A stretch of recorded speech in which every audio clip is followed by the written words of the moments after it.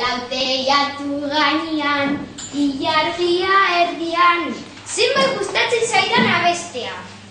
Eta zu gorutz begira, penagarria da popizar bat ez izatea. Badakit, aitaren erraketa hartuko dut, eta gitarra bat jotzen ari naizen bezala egingo dut. Hori da. Lauteiatu gainean, ilargia erdian, eta zu gorutz begira. Ara, ikusi gure umetxo maitea. Gure Rita tenislaria izan nahi du. Egia da, hoberena klasetara apuntatzea da. Bai, hori da, afaldu eta gero sorpresatxoa emango dio. Afaldu eta gero sorpresatxo bat emango dizugu. Eta oso pozik jarriko zara entzuten duzunean. Zein da sorpresa? Afaldu eta gero jakingo duzu.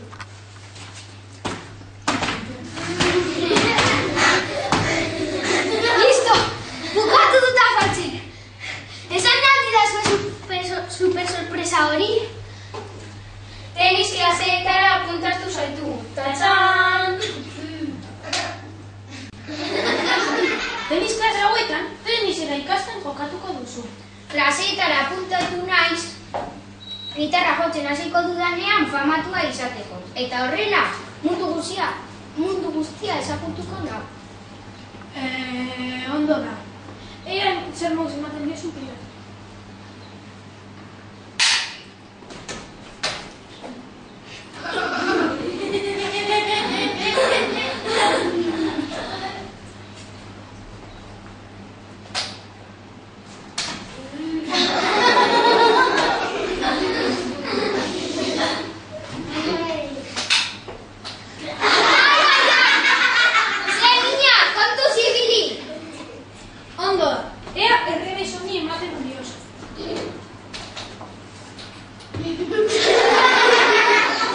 Oso zaila botatzen dituzu, bota politiago. Beno, gaurko klasea bukatu egin dugu. Uste dut, ez naizela inoiz tenislari ona izango. Beraz, nire ametsa pikutara doa. Banoa, nire eskutaleku sekretura, itbelekin itxeraten. Ara, Rita. Zer gertatzen zaizu? Beste ikusten zaitut, Rita. Bai, ez ikusten gertatzen zaizun.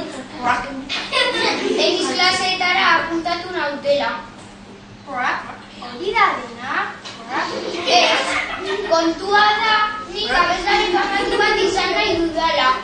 Eta nire aita eta ama eta nire gurasoek gaizki interpretatu dute. Sorpresatxo bat zekatela esan didate. Eta uste nuen, telebistako programa batera apuntatuko nindutela. Baina ez, teniseko klasetara apuntatu nautela. Gu, minutu batean lagunduko dizugu. Bai. Badakit, tenisa gustatzen ari zaizu? Ba, ez. Zuk egin kasu guri eta disfrutatu. Horrela oso ona izango zara. Bale, eskerrik asko. Urri.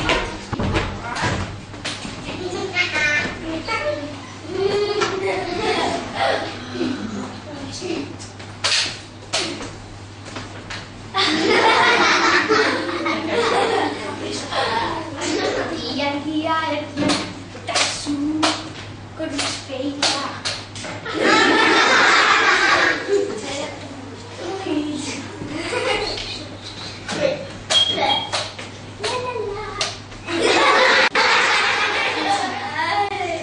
Rita, tenisian asko hobetu duzunez, teniseko klasetara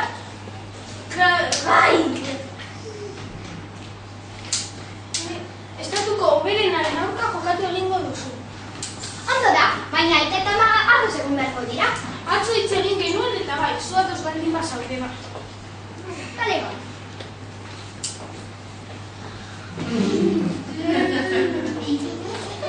Kaixo, aurkari gai aurkitu izuz. Rita izeneko neskatu bat da. Bebelorrekin jolastu behar aldu, neska batekin, ez, ben. Ni mutil bat naiz, eta neska bat irabaztea oso erraza da. Ondo da, dia 6etan izango da partida. Egon zaitez puntual. Tantoa, Ritarentzat puntua.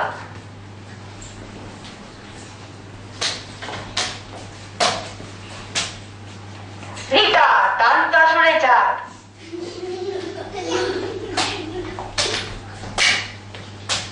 Ritarentzat puntua. Epaile jauna, abesten zaratagai egiten du, eta ezinez kontzentratu. Ados, Ritari esango diot. Rita, mesedez, ez abestu. Borjak esaka dabil. Ondo da, saiatuko naiz.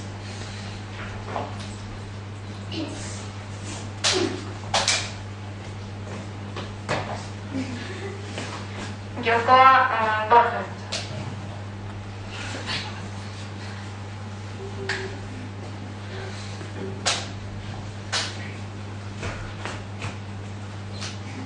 Borjarentzat puntua.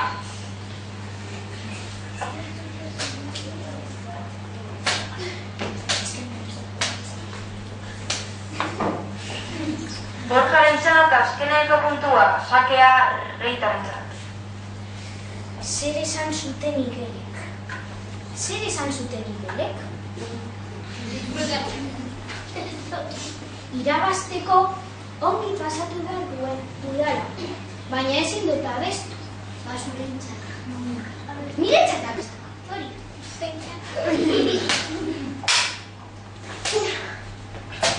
Tantoa Ritarentzat. Rita irabazi!